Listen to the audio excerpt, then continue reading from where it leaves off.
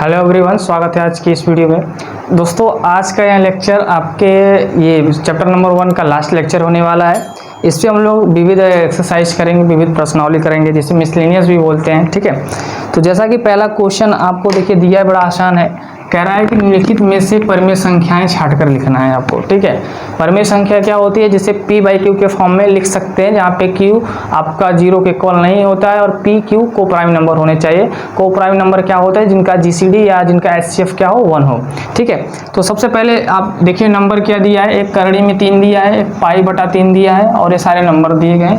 इसमें आपको बताना है कौन परिमेय है। तो परिमेय संख्याएं कौन से इसमें से बताओ। करड़ी में 3 आपका परिमेय संख्या है, रैशनल नंबर ये है कि नहीं। तो करड़ी में 3 आपका एक अपरिमेय संख्या है।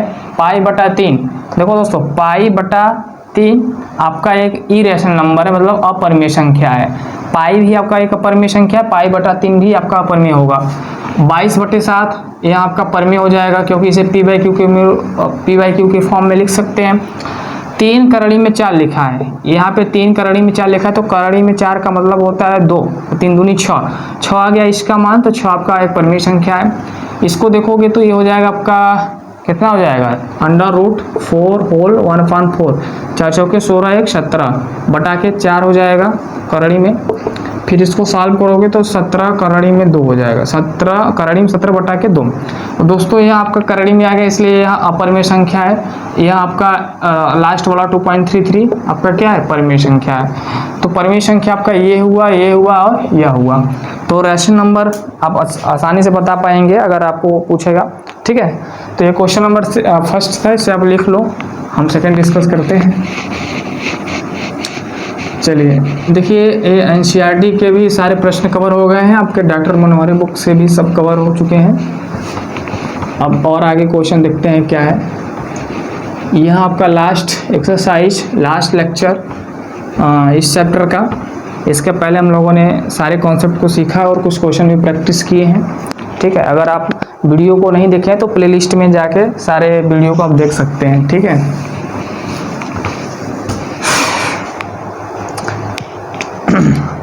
जैसा कि दूसरा क्वेश्चन दोस्तों, एक इंपॉर्टेंट क्वेश्चन हम कराएंगे, बाकी परिमेय अपरिमेय तो आप बता ही लेंगे। ठीक है, कौन सा परिमेय है, कौन सा अपरिमेय, सब आप बता लेंगे। जो इंपॉर्टेंट है सिर्फ उसी के बारे में डिस्कस करेंगे। जैसे क्वेश्चन है दोस्तों, क्वेश्चन नंबर सेकंड क्या है, करड़ी में 3 माइनस करड़ी में 5 और इसका जो गुणनफल है करड़ी में 5 प्लस करड़ी में 3। आपसे पूछ रहा है यह परिमेय होगा कि अपरिमेय होगा। दोस्तों आपसे अब पूछ रहा है कि इसका जो गुणनफल होगा वो परिमेय होगा कि अपरिमेय। तो सबसे पहले इसका हम गुणनफल निकालते हैं। तो गुणनफल निकालने के लिए क्या करेंगे, गुणनफल निकालने के लिए हम क्या करेंगे, a-b। देखो यहाँ पे a-b है, यहाँ पे क्या है, a+b है। किसके इक्वल होता है, a² - b² के इक्वल होता है। भाई पहले ब्रैकेट में आपका a-b है, दूसरे ब्रैकेट में a+b है। यहाँ पे a की जगह पे करड़ी में 3 है, b की जगह पे करड़ी में 5 है, यहाँ भी a की जगह पे है। दोस्तों इस फार्मूले में पुट कर दो तो क्या आ जाएगा, a की जगह पे क्या है, करड़ी में 3 का स्क्वायर, फिर क्या माइनस करड़ी में 5 का स्क्वायर। ठीक है, तो करड़ी में 3 का स्क्वायर करोगे 3 और करड़ी में 5 का स्क्वायर करोगे 5, 5 में से 3 घटा दो -2। तो बताओ दोस्त, -2 आपका जो आया है परिमेय है कि अपरिमेय है। तो पॉजिटिव नेगेटिव कोई भी नंबर आपका परिमेय होता है, तो यहाँ आपका क्या हो गया, परिमेय हो गया। क्या हो गया दोस्त, परिमेय हो गया। मतलब ये आपका जो इसका आंसर आएगा, गुणनफलों का जो प्रकृति रहेगा वो परिमेय संख्या रहेगा। तो कभी कभी एक नंबर का क्वेश्चन ऐसा पूछ देता है कि बताओ इसका गुणनफल परिमेय होगा कि नहीं। ठीक है, आप इसे नोट डाउन कर लीजिए, जल्दी से नोट डाउन करिए।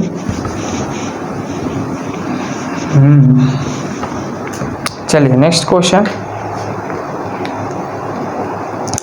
नेक्स्ट क्वेश्चन कह रहा है कि क्या कह रहा है, नेक्स्ट क्वेश्चन कह रहा है कि 2 करड़ी में 45 प्लस 3 करड़ी में 20 बटा के 3 करड़ी में 5।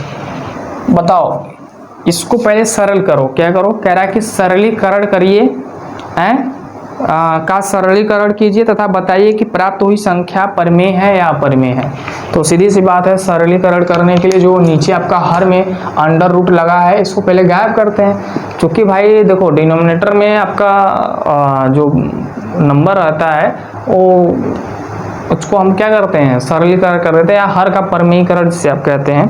तो जब आप हर का परमेयीकरण करोगे तो यहाँ पे हर का परमेयीकरण दो नंबर होना चाहिए, दो संख्याएं होनी चाहिए, लेकिन एक ही है, प्लस माइनस कुछ नहीं है। तो इसको सीधी सी बात क्या करोगे, 2 करड़ी में 45, करड़ी में 45 को क्या लिख सकते हो, 9 इंटू 5 लिख सकते हो, यही तो लिख सकते हो, प्लस और इसको क्या लिख सकते हो भाई, अंडर रूट 4 इंटू 5 लिख सकते हो कि नहीं, बताओ, लिख सकते हो।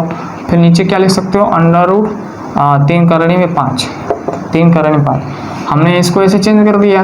अब दोस्तों इसको थोड़ा सा और चेंज करो, तो यहाँ पे हो जाएगा 2 करड़ी में 9 को अलग लिखो, फिर करड़ी में 5 को अलग लिखो, ऐसा लिख सकते हैं, बताओ, लिख सकते हैं। फिर प्लस, अब इसको भी लिख दो, करड़ी में 2 करड़ी में 4 इंटू करड़ी में 5 लिख सकते हैं कि नहीं, लिख सकते हैं, बटा के 3 करड़ी में क्या हो जाएगा यहाँ पे दोस्त, 5 हो जाएगा, ठीक है। अब देखो भाई, यहाँ से करड़ी में 5, करड़ी में 5 क्या ले लो, कॉमन ले लो। जब आप करड़ी में 5 कॉमन लोगे तो यहाँ हो जाएगा करड़ी में 5, यहाँ क्या बचेगा, 2 इंटू करड़ी में 9। अब करड़ी में 9 का मतलब होता है 3, प्लस फिर 3 है, फिर करड़ी में 4, और करड़ी में 4 का मान कितना होता है दोस्त, 2 होता है, फिर बटा के 3 करड़ी में 5। देखो दोस्तों यहाँ से क्या हो जाएगा, यहाँ से करड़ी में 5, करड़ी में 5 क्या हो जाएगा, कैंसिल हो जाएगा।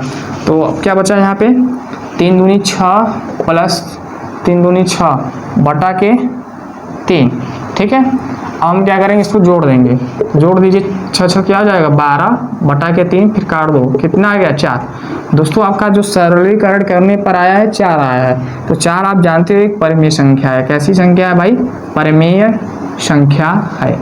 तो आपका जो इसका आंसर आ गया, यह आपका क्या हो गया, परिमेय संख्या हो गया। तो ऐसे क्वेश्चन मात्र 1 नंबर के पूछे जाते हैं, इससे ज़्यादा नहीं पूछे जाएंगे, ठीक है। बहुविकल्पी में पूछा जाता है ऐसे क्वेश्चन, इससे आप नोट करिए, और भी अच्छे अच्छे क्वेश्चन हम लोग करते हैं।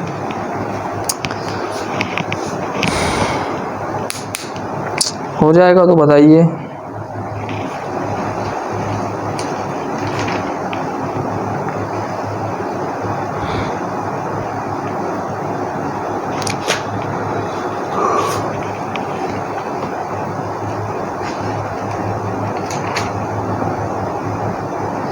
हो गया भाई, चलो नेक्स्ट क्वेश्चन।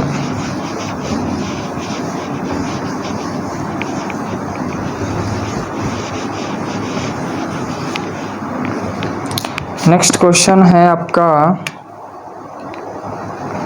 एक परिमेय संख्या दिया है, ये देखिए एनसीईआरटी एग्जाम्पलर का है, ठीक है। एक आपको परिमेय संख्या दिया है, अब आपसे पूछा है कि इसका जो दशमलव प्रसार होगा वो शांत होगा कि अशांत होगा।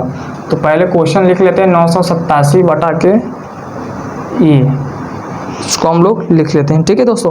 क्वेश्चन क्या कह रहा है, पहले सुन लीजिए। क्वेश्चन कह रहा है कि बिना लंबी विभाजन प्रक्रिया किए ज्ञात कीजिए कि क्या 987 बटा 20 का दशमलव प्रसार शांत होगा या अशांत। अपने उत्तर के कारण को भी दीजिए, ठीक है। अब देखो भाई, बिना विभाजन प्रक्रिया के, इसका मतलब आपको भाग नहीं देना है, आपको भाग नहीं करना है, और आपको बस ऐसे ही बता देना है कि इसका जो दशमलव प्रसार होगा वो शांत होगा कि अशांत। तो दोस्तों मैंने आपको पिछले ही वीडियो में बताया था कि किसी भी परिमेय संख्या को शांत या अशांत बताने से पहले आपको उसके हर का गुणनखंड करना पड़ेगा। अगर उसके हर के अभाज्य गुणनखंड में 2 के पावर, मतलब आप जैसे यहाँ पे उसके हर के अभाज्य गुणनखंड में 2 के पावर m और 5 के पावर n आपको दिखाई दे रहा है, इसके अलावा और कोई नंबर नहीं है, तो आपकी जो परिमेय संख्या होगी वो क्या होगी दोस्तों, शांत होगी। अदरवाइज क्या हो जाएगी, अशांत हो जाएगी। बात समझ में आएगी नहीं। तो सबसे पहला अपना काम क्या है, इसके हर का अभाज्य गुणनखंड करना है। क्या करना है, हर का अभाज्य गुणनखंड करना है, और देखना है कि क्या क्या संख्याएं आ रही है। तो चलिए शुरू करते हैं। इसका हर कितना है, 10,500। तो 10,500 का हम लोग क्या करेंगे भाई, अभाज्य गुणनखंड करेंगे। कैसे करते हैं, कुछ इस प्रकार से करते हैं, ठीक है। अब 2 से डिवाइड कर दो, तो 2 5 10 हो जाएगा, 2 दूनी 4 बचेगा 1, 2 5 10 0, ठीक है। फिर 2 से भाग दे दो, 2 दूनी 4, 2 छक्के 12, 2 दूनी 4, 2 5 10। फिर अब किससे जाएगा, 6 2 8, 2 10 और 10 5 15, 3 से जाएगा क्या, 3 से जाएगा। 3 से कहाँ जाएगा, नंबर यही है।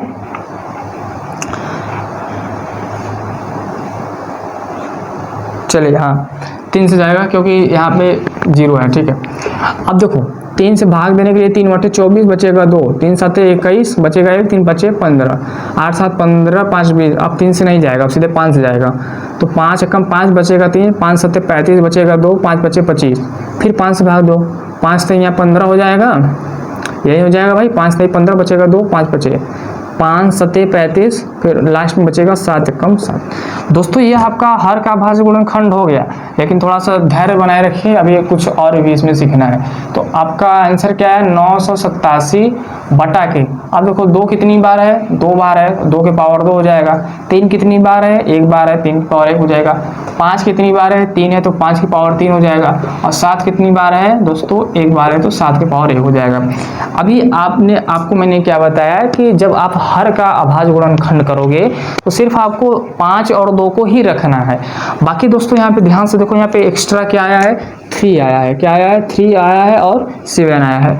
तो बस आपको बस चेक करना है कि 3 7 को हम गायब कर सकते हैं कि नहीं। क्या 3 7 को हम हटा सकते हैं, रिमूव कर सकते हैं या कैंसिल कर सकते हैं। तो सबसे पहले देखोगे कि क्या ये नंबर है 3 से कट रहा है कि नहीं। तो चलो चेक कर लेते हैं। 3 एकम 3, 3 त्रिका 9, 3 दूनी 6 बचेगा 2, 3 9 27। तो देखो दोस्तों यहाँ नंबर 3 से पहले जा रहा है, तो 3 से यहाँ से चला जाएगा, 3 एकम 3 हो जाएगा, फिर 3 त्रिका 9 बचेगा कुछ नहीं, फिर 3 दूनी 6 बचेगा 2, 3 9 27। तो लास्ट स्टेप में आपका क्या बच रहा है, 329 बटा के 2 की पावर 2 इंटू 5 के पावर 3 इंटू 7 की पावर 1। अब ये चेक करना है कि क्या 7 से भी जा रहा है। तो चलो चेक कर लेते हैं। 7 चौके 28, ठीक है, कितना, 7 चौके 28 बचेगा 4। देखो जा रहा है, बहुत अच्छी बात है। 7 एकम 7, 7 चौके 28 बचेगा 4, 7 फिर 7 7 क्या जाएगा, 49 हो जाएगा। तो अगला स्टेप आपका क्या बचा भाई, 49 बटा के 2 के पावर 2 इंटू 5 के पावर 3 दोस्तों, ठीक है। तो आपने यहाँ देखा कि आपकी जो वैल्यू आई है क्या आई है, कुछ इस प्रकार से आई है। सॉरी यहाँ पे 7 7 49 होगा ना, क्योंकि 7 7 49 होता है, तो 9 बार तो जाएगा नहीं, यहाँ पे हो जाएगा 7, ठीक है दोस्त। तो 7 7 49 हो जाएगा दोस्तों। दशमलव प्रसार शांत बताने के लिए आप इसका अभाज्य गुणनखंड देखे हैं हर का, तो 2 के पावर 2 मिला है और 5 के पावर क्या मिल गया, 3 मिल गया। क्या मिल गया, 3 मिल गया। तो यहाँ पे अब लिखोगे क्या, यहाँ पे लिखोगे चूंकि, आगे अगला नीचे इसके लिख लीजिएगा, चूंकि दी गई संख्या का हर का अभाज्य गुणनखंड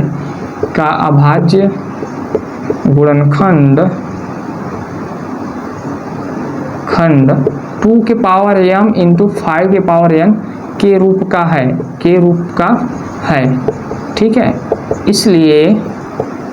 इसलिए इसका दशमलव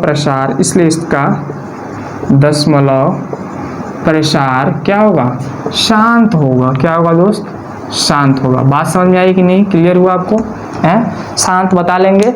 अगर मान लीजिए यहीं पे कोई और नंबर अभी तक रहता तो आपका क्या हो जाता, अशांत हो जाता। तो यह क्वेश्चन एनसीईआरटी एग्जाम्पलर का है, इसे आप जरूर ध्यान में रख के समझ लीजिए, ठीक है। नोट डाउन करिए।